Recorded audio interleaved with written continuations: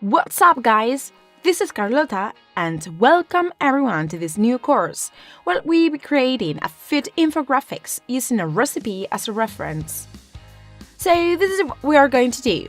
We'll get the recipe from the internet, then we'll break down each of the ingredients of that recipe. So our aim here is to generate an original and creative illustration to be used in future projects. And well, thank you very much for enrolling on this course, almost forgot.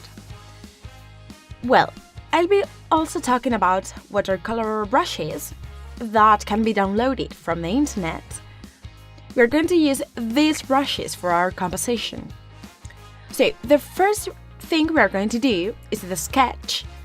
Then we're going to ink it, and after that color it. Lastly, we'll be working on the composition, which is what you have on the screen right now. Well guys, are you ready? So let's get started!